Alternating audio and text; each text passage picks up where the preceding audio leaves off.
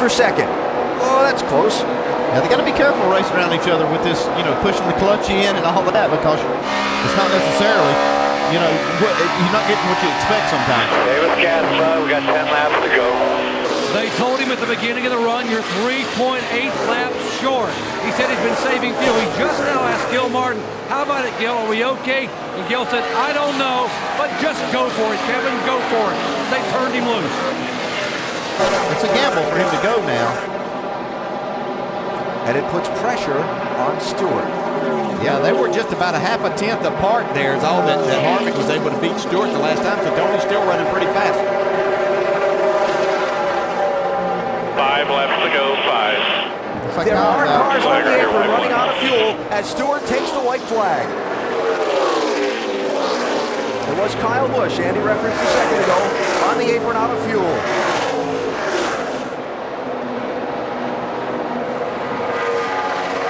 Half a lap to go. Now Gordon's out of fuel. All clear, keep coming. You'll see Gordon there. Matt Kenseth, Jimmy Johnson, all slowing out of gas. Tony Stewart, the fuel holds up. Tony Stewart opens the chase for the NASCAR Sprint Cup with his first win of the season. There are cars running out of gas everywhere around this racetrack. Matt Kenseth getting pushed by the 38 car. He doesn't want that on the last lap of this race. Well, he got pushed all the way down the back straightaway and all the way through 3 and 4.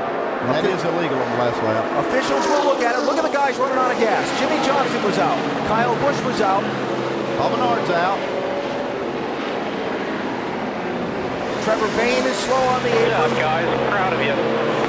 Allmendinger ran out of gas. Looks like Ryan Newman ran out of gas. Jeff Gordon ran out of gas. Look at them all. They got across the start-finish line and just hooked the left onto pit road because they're all out of gas.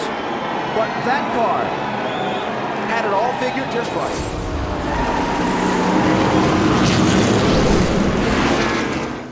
And it was a big win for this team.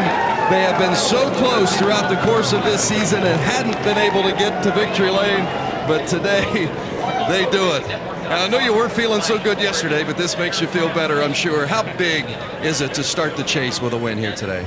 Oh, it's huge. I had a migraine all day yesterday, so I'm kind of glad we didn't race. But, man, this Office Depot Mobile 1 Chevy was awesome. And all of our partners with Burger King and Coca-Cola and U.S. Army, Tornadoes, El Monterey, Haas Automation, all these guys. We've had a rough year, so this is a good way to start it off. Congratulations. Tony Stewart has now won a race for the 13th consecutive season. Now let's go down the Gatorade victory lane.